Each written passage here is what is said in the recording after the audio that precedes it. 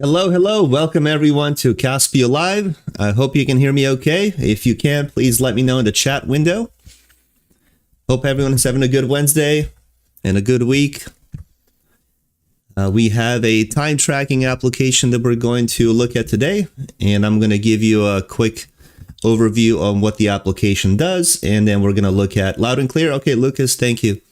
And I'll walk you through on how I built this. We're not going to build from scratch today, but I will go over all the data pages so you have an understanding how everything was built. And then, of course, as always, I will make this available as a download for you in the description. So if you want to import this into your account and see how it was created, you will have the ability to do so. All right, loud and clear. Good, sounds good. So let's begin. As I promised 2 weeks ago, today we were going to build a practical, simple clock in and clock out application for employees so that we can track, how long they worked for the day.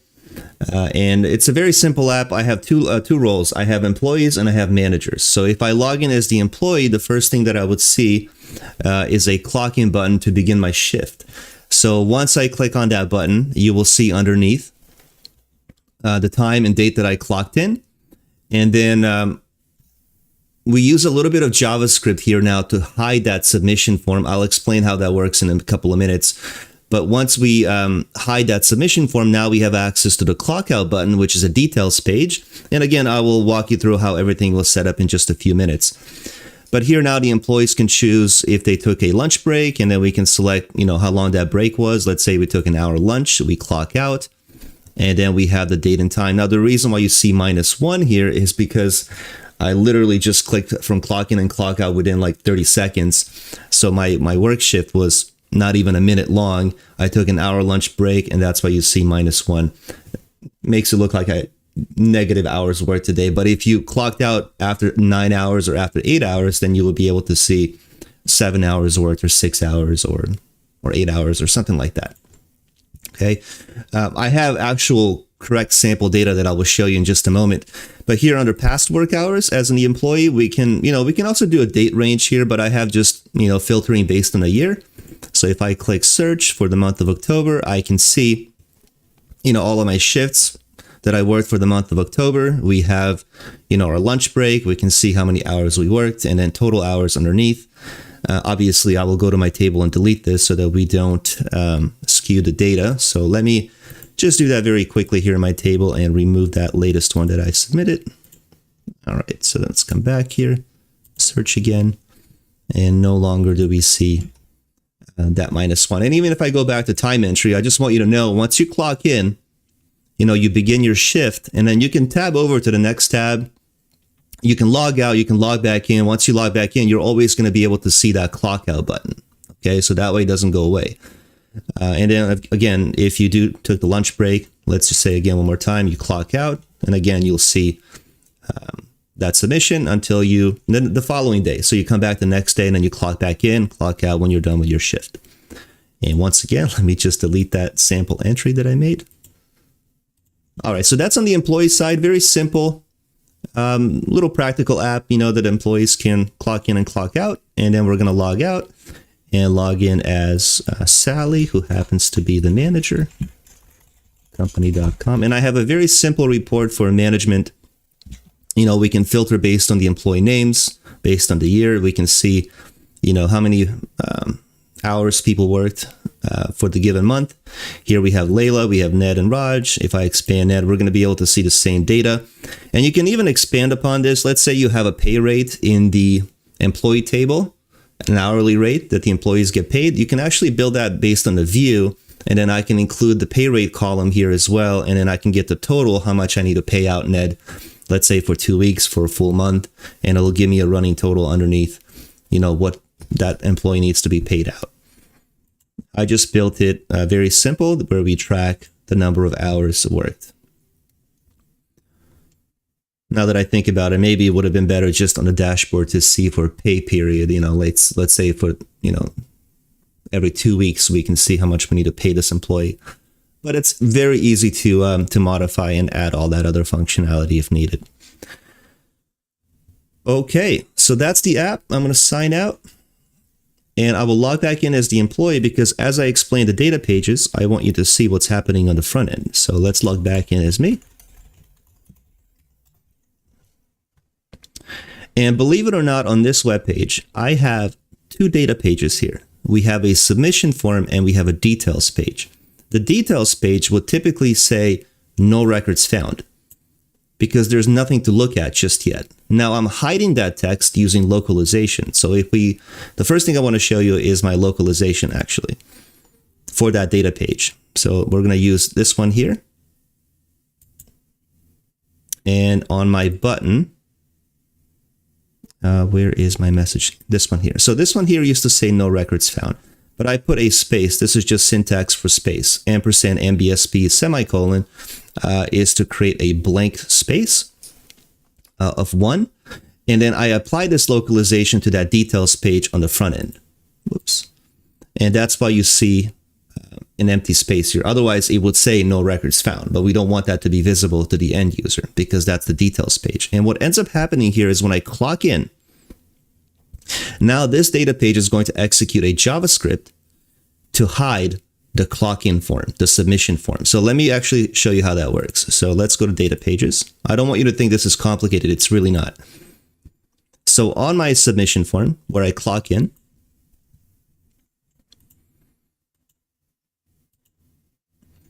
we have the employee ID because we need to know which employee is clocking in. So we have a hidden form element, and then we apply the authentication for the employee ID. We have the clock in, which is the timestamp. Okay. And then in the header of my data page, we have a very simple div and we assign the ID clockin underscore form. You can call that whatever you want. That's just the ID that I came up with. Okay. And then header. And then in the footer page, we close that. We close the header and we close the div. All right. So we wrap all of this information inside a div and we give it an ID clock-in form. So now when you hit submit, the other data page is going to execute, which is my clock out. And this data page is a details page, as you can see. Okay. Now you've built the details page before. You know, if you don't have a search form on the details page and you just filter data, initially it'll say no records found until something is submitted, right? So there's nothing to look at on the details page until initially something is submitted. So we are going to navigate and we want RLS to be applied here because we need to see our own. We have the clock in and completed. So the clock in and completed is being filtered. So we want to clock in filter to say today because we need to be able to see today's submission that came in from the submission form. And then we have a simple completed here to flag once I clock out to check the box in the table, you know, so that we know that we completed, we checked out, and it's just a very simple workflow to control that. And then finally, on the details page itself, we have the clock out, which is the timestamp. I have a virtual field, which is the checkbox for that lunch drop down to show up and hide. So I have a simple rule here. Rule number 1 is if the virtual is not checked, make section 2 hidden, and section 2 is basically that drop down that I created for lunch. So on the front end, when you clock in, we have this virtual checkbox that when you check the box, I make lunch duration required. If I uncheck, we hide section 2. So here, the rule 2 states, if the virtual one is checked, then make the lunch field required. And the lunch field is simply that drop down that lists all the options for me to capture the lunch duration, I guess. And then we have the completed. So when you do clock out, we want to have a hidden form element here to automatically check the box. And finally, we have the JavaScript that's going to execute when the submission form is submitted. We execute the script to hide the submission form. Okay, so we're referencing back to that ID in the submission form, and we just simply say style display none. So we get that element by ID. So now that the details page is executing, we run the script, and that's how we're able to hide the form above, which is the clock in button, essentially. Okay, so very simple solution, but it works really well. It's practical. It's not overly complicated in terms of code. There are so many different ways to set this up, that are much more sophisticated, but I wanted to give you a simple solution that you can work with easily. I'm not an expert in time clock in and clock out type applications. This is just something that I kind of came up with on my own. but I'm sure there are much more sophisticated ways of setting this up for different scenarios. And let me see if I have anything else here. And then in the end, when you update, when you clock out, usually you will be able to see a message that says your update was successful, but I'm hiding that message so that it just goes back to the clock in form again, or the clock in button. And then you simply click finish. Now the final piece to this puzzle here is in the table, we want to be able to calculate in hours from the clock in date to the clock out date. And I'm going to show you my table really quickly so you can see. So we have the entry ID. Obviously, we need to have the primary key in this table. We have the employee ID so that we know which employee is clocking in and clocking out. My clock in field and clock out fields are both date and time. We have the lunch, which is set to a number data type because we want to be able to get the number duration of that lunch period, right? So if it was 15 minutes, we calculate that as 0.25. If it's 30 minutes, that's 0.50. If it's a full hour, 60 minutes, that's going to be a 1. But we need to grab the number in our table, so then in our formula now for duration, we can calculate the date difference. Date difference is picked from here. You can see date diff, and you can calculate this in hours, in minutes, in years. I'm simply using an hour. Then you put in your clock in date, your clock out date, minus that 1 or minus that lunch that you took or break. And that's how in the table we are able to calculate that difference, the duration. So now in this table, you can see all the information that's submitted from the submission form. We get the clock in date and also the time. Once you clock out, you also get the date and time. We calculate, we also choose how long the break was, and then we calculate all of these figures. The clock in, clock out, and lunch minus lunch to get this information over here. And then we have that hidden form element to stamp the checkbox when the user clocks out. Okay, so let me take a look at some comments. I know I'm talking a lot, but I just want to explain it before I take on the comments and questions that you have. Let me make sure I'm not missing anything. It's really a simple and practical, I would say elegant solution, but there are ways to modify this. I'm just going to remove that. That's my sample entry that I made. I always try to give you something as simple as possible because I prefer simplicity over something that's more complex. If it's functional, if it works, there's really no need to overdo it on anything else additional, unless you have a specific need for something like, oh, I need my employees to clock in and clock out and automatically calculate the break.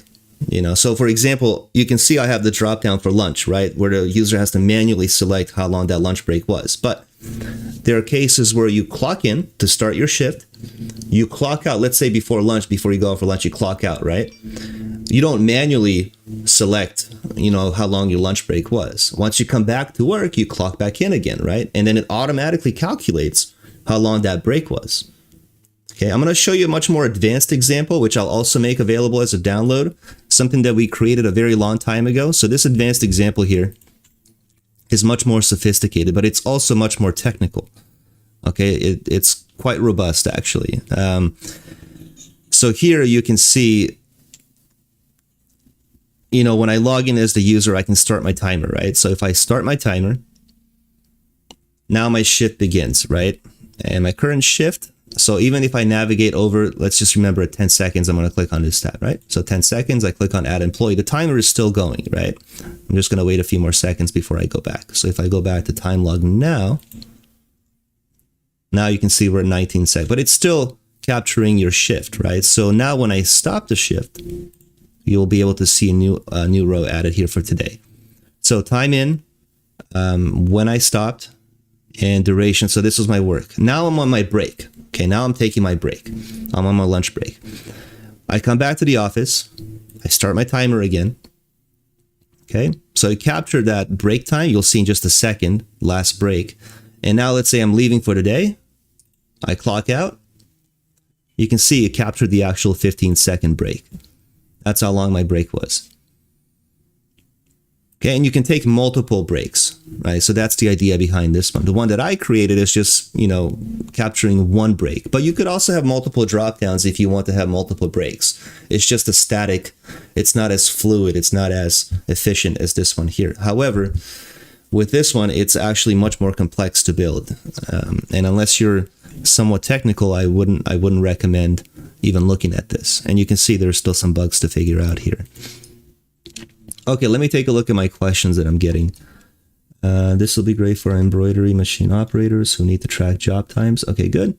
What if someone forgets to clock out? Can the manager make it? Yeah, so of course, if somebody forgets to clock out, right, then the manager will be able to, on the report, you can build data pages for management to do that on their behalf, you know, to enter the date and time of when that person was supposed to clock out. Yeah. As you can see, I didn't really go that far for this one.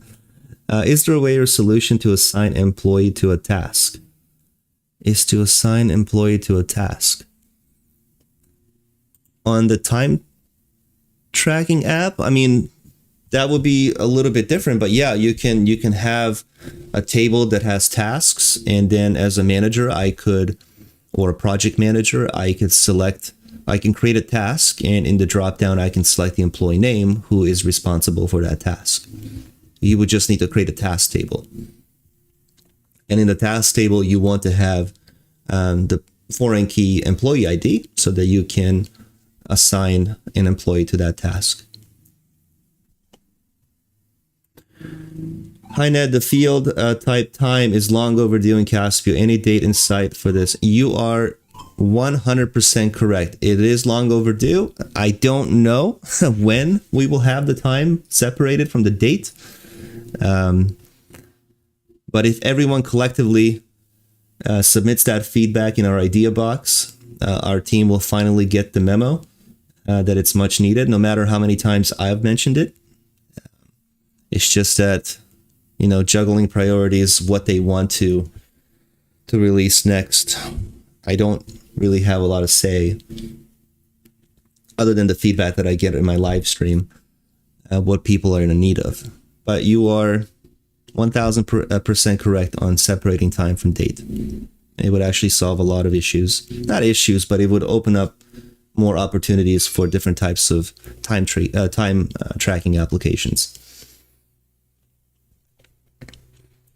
All right, let me think if there was anything else that I wanted to show you with this app. I will make both of these available as a download, okay? I'll give you this one as well. Just note that we don't provide any support on this.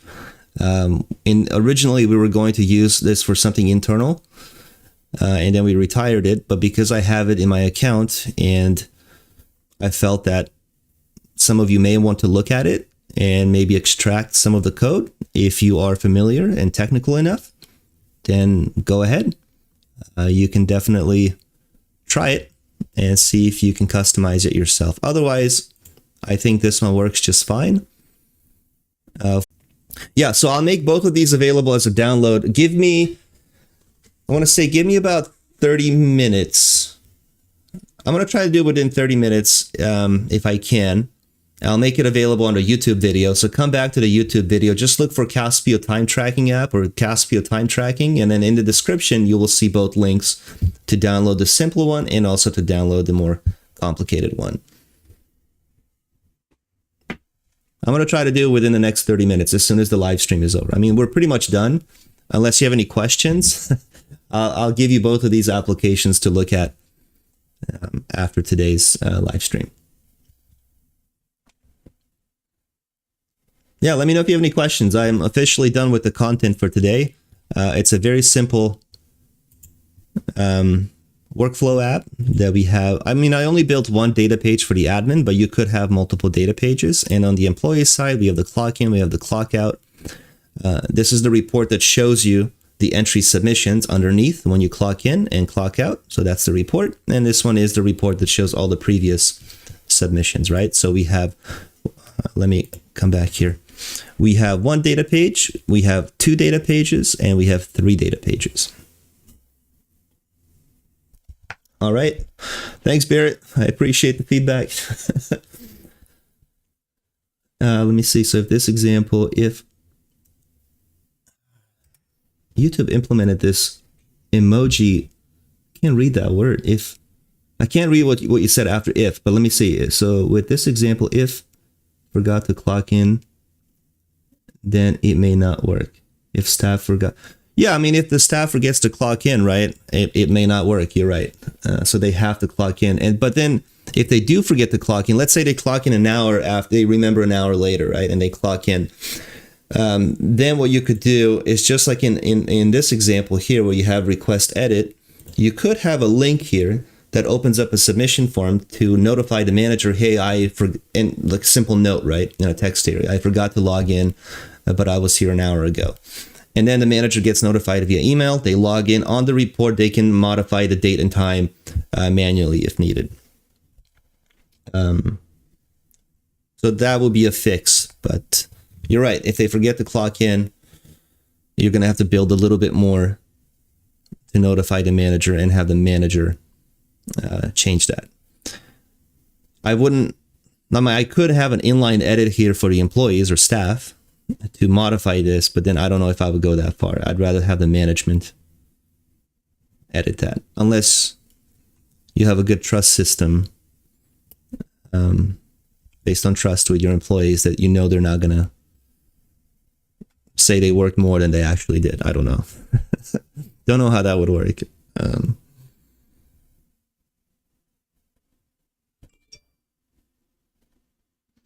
Can you show us your, man, this is really bad implementation from YouTube. I think you're saying HTML here. Can you show us your HTML code before you go?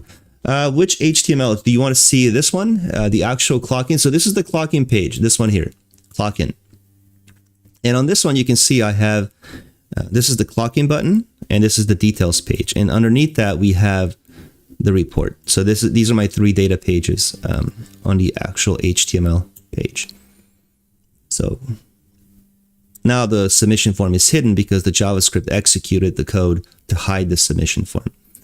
But if you end up clocking out, then we come back to this clock in button.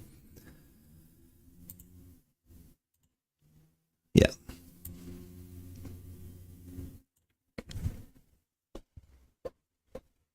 But it's simple, even if you have your own template, you just embed 3 data pages into one.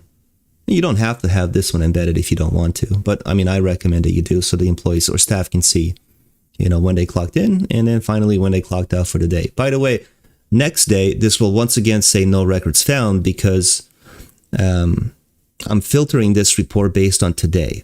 So if you look at that data page entry submissions, you will see that we are filtering the clock in for today.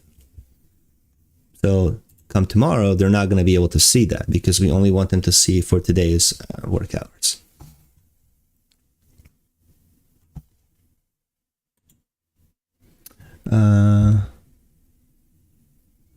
Caspio needs a geofencing function. Oh, I need to figure out what that is. Geofencing, I know geolocation and geocoding, but I've never heard of geofencing. I'll have to take a look and see what that is. All right, so I hope that you enjoyed today's live stream. I'm gonna note that down for myself. Geofencing here on the left.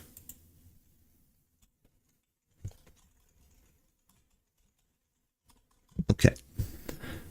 So it's geolocation. Yeah, we have some. I've done some live streams on geolocation. I don't know the exact use case and what you're looking to do, but we can.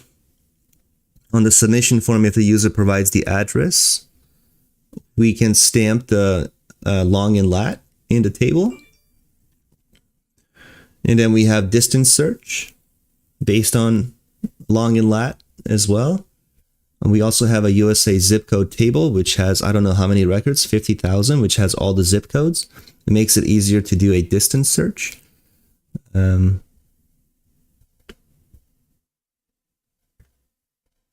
But yeah, maybe you shoot me an email. Let me know what you're thinking with that geolocation.